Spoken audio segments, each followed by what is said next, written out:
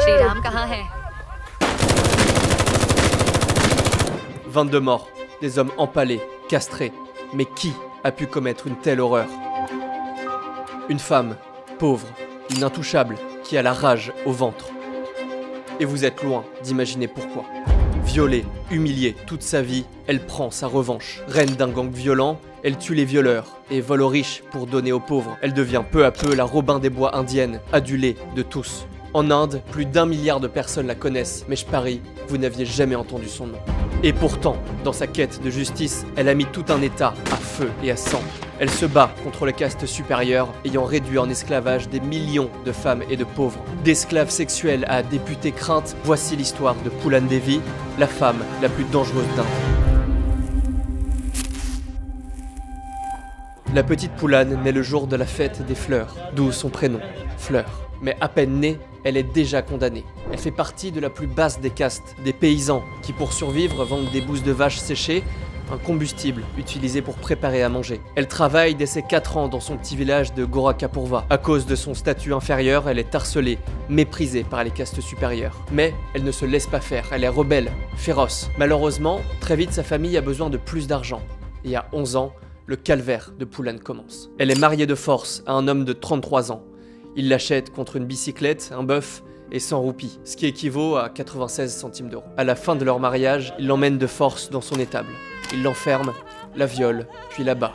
Tous les jours, la rebelle est impuissante. Le calvaire de Poolan va durer 3 ans. Et un jour, affaiblie, frêle, elle tombe malade. Son mari, pris de colère, la bat et la laisse sur le bord de la route. À bout de force, elle s'enfuit et rentre chez ses parents. Vous pourriez penser qu'elle est sauvée, mais c'est peut-être la pire chose qui pouvait lui arriver. En quittant son mari, elle perd tout statut social et devient officiellement une intouchable.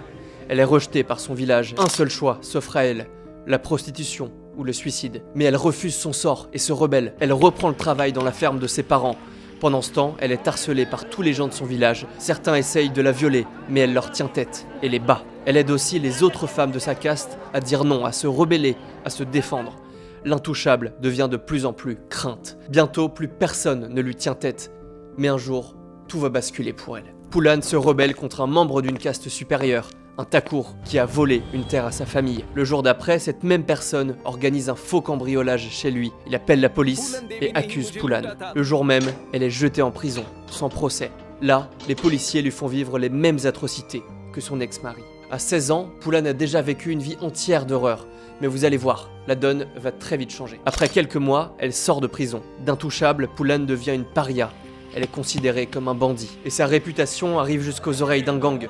Et un jour, ce qui devait arriver, arriva. Le chef de gang débarque. Donnez-nous la fille, sinon on prend le père et le fils. Poolan, courageuse, sort de sa cachette et se rend d'elle-même. Elle ne le sait pas encore, mais c'est la meilleure chose qui aurait pu lui arriver. Coup de foudre, Poolan et Vikram, le chef des bandits, ne peuvent pas se quitter du regard. Arrivés dans le camp du gang, ils échangent leurs histoires. C'est la première fois que Poolan s'ouvre à un homme. Très vite, il lui apprend à viser, à tirer en l'entourant de ses bras, mais aussi à se battre. Ils sont inséparables. Ils tombent amoureux. Poolan devient la reine des bandits. Très bientôt, toute l'Inde connaîtra son nom. Elle vole et pille les plus riches, et tout l'argent qu'elle récolte, elle le donne aux paysans de basse caste. Elle repasse aussi dans son village, accompagnée de dizaines de bandits. C'est elle qui fait la loi à présent. Elle distribue de l'argent aux femmes et offre des glaces aux enfants. Elle aide les plus démunis à survivre. En quelques mois, elle devient la Robin des Bois du plus grand état indien. Elle est adulée de tous. Et bientôt, Vikram la demande en mariage. Ils échangent leurs colliers de fleurs et s'unissent pour toujours. Poolan vit son conte de fées. Mais très vite, tout va basculer. Un de leurs bandits, Shriram, complote depuis des semaines dans son coin.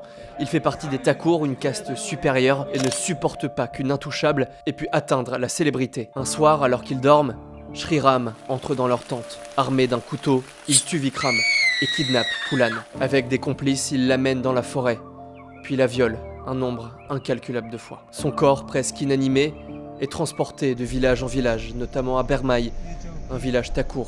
Elle est montrée nue aux villageois, puis jetée par terre pour être violentée. Poolan oscille entre la vie et la mort, mais les villageois aux alentours perçoivent une phrase sortant de sa bouche. « Si je survis, la vengeance de Vikram sera aussi la mienne. » Après 23 jours de calvaire, elle parvient à s'enfuir. Encore tremblante, elle va voir Baba Mustaqim, un chef de gang très puissant. Il la reçoit, la nourrit et la soigne, tant Poulan est crainte et respectée de tous. Il lui conseille de ne pas retourner dans son gang pour sa sécurité, mais plutôt d'en créer un nouveau, à elle seule. Baba lui propose aussi des hommes de son propre gang pour qu'elle puisse se remettre en selle. Il lui présente Mansingh, et pour se protéger, elle se marie avec lui. Plus tard, ils tomberont amoureux. Mais d'abord, place à la vengeance. En quelques jours, elle réunit des dizaines de bandits prêts à piller et mourir pour elle. Poulan est plus enragée que jamais et elle n'a qu'un nom en tête, Shriram. Elle retourne à Bermaï pour le retrouver, mais cette fois-ci armée jusqu'aux dents et avec tous ses bandits. Elle fouille le village de fond en comble, crie à son tortionnaire de sortir de sa cachette, mais Shriram est introuvable. Et pour se venger, Poulan réunit en ligne plus de 20 personnes qu'elle a reconnues qu'il avait violées ou violentées. Et là, 81 में एक बड़ा ऐसे कुल 26 के ऊपर हमला हुआ था और पूरे गांव में लूटपाट हुई थी। Poulan commet le plus gros massacre de l'état de l'Uttar Pradesh. 22 morts, des hommes émasculés, empalés, brûlés. Mais ce n'est que le début de sa vengeance. Partout où elle passe, elle fait régner sa loi. Elle punit les violeurs, les corrompus et vole aux castes supérieures pour donner aux pauvres. Toujours plus. Elle agit pendant des mois dans plusieurs États indiens, l'équivalent de la taille de la France métropolitaine. Et très vite, même les hommes viennent lui demander de l'aide. Les propriétaires terriens de caste supérieure ne leur versent presque aucun revenu et enlèvent leurs filles, leurs femmes, pour qu'elles deviennent les leurs. Et les paysans sont impuissants. Poulan sévit. Encore et encore. En 2 ans, sa réputation grandit. Dans le pays, tout le monde connaît la légendaire Poulan Devi, une icône, une déesse. La première personne à se battre pour les opprimés.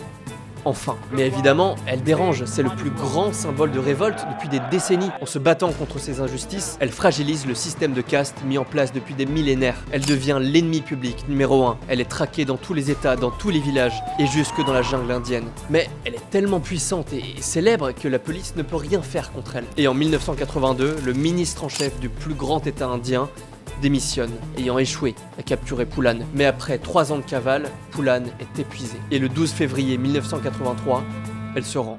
10 000 personnes scandent son nom. 300 policiers la réceptionnent avec le ministre en chef de l'Uttar Pradesh. Elle n'aura jamais retrouvé Shriram, son tortionnaire qui s'est envolé. Entourée de son gang, cartouchière sur la poitrine, elle pose son fusil rafale devant une photo de Gandhi. Elle prend désormais le chemin de la non-violence. Mais son plus grand combat ne fait que commencer. Meurtre, vol, elle est accusée de 48 crimes différents. 8 ans de prison l'attendent, mais elle ne s'ennuie pas. Poulan reçoit des écrivains, des journalistes internationaux. Un film est même en production sur elle. Et tous les jours, des fans viennent à sa geôle. Elle reçoit de l'argent, des cadeaux, mais redistribue tout à sa famille et à celle dans le besoin. Et en prison, elle découvre les livres. Elle apprend à lire et à écrire, elle qui est illettrée et analphabète. Elle apprend la paix, tout en étant parfois battue par ses gardes. Elle passera 11 ans derrière les barreaux. 3 ans de plus que prévu. Beaucoup mettent en avant des pressions de la part de membres de caste supérieure. Elle est finalement libérée sur parole par le nouveau gouverneur de l'Uttar Pradesh, un homme de basse caste, comme elle. Elle sort transformée et avec une mission, changer la société par la non-violence.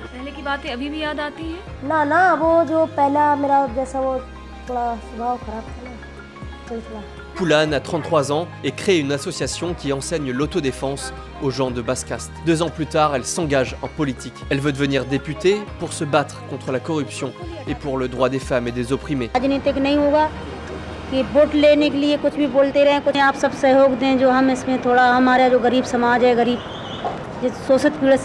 Poulan remporte les élections haut la main. Elle construit des écoles, des routes, elle donne l'accès à l'électricité. La vie s'améliore. Enfin, 1 an plus tard, Poulan est officiellement présentée en tant que candidate au prix Nobel de la paix. Elle est aussi invitée à Paris, où une maison d'édition veut retranscrire sa vie. Et en balade, tout en haut de la tour Eiffel, la jeune femme, originaire de Gorakhpurga, aurait même dit « Oh, comme Paris est une ville riche, je suis heureuse de voir qu'il n'y a pas de pauvres ». Une citation qui a beaucoup amusé les personnes présentes avec elle. Adulée par ses concitoyens de basse caste, elle connaît toujours la haine des hautes castes qui veulent lui mettre des bâtons dans les roues. Ils ne supportent pas qu'une femme, encore plus de basse caste, puisse entrer dans leur cercle. Elle perd son siège au Parlement en 1998, mais est à nouveau élue l'année suivante. Elle continue à se battre pour les plus pauvres et contre la toute-puissance des riches et des hautes castes. Dans les villages, on chante son nom. Son influence continue de grandir dans tout le pays. On lui dresse même un culte. Poulan Devi, la voix des sans-voix. Mais un beau jour, du 25 juillet 2001, 3 balles dans la tête. Poolan Devi est assassinée par un Thakur du nom de Sher Singh Rana, un membre d'une caste supérieure. Sa liberté de ton et son combat lui ont coûté la vie.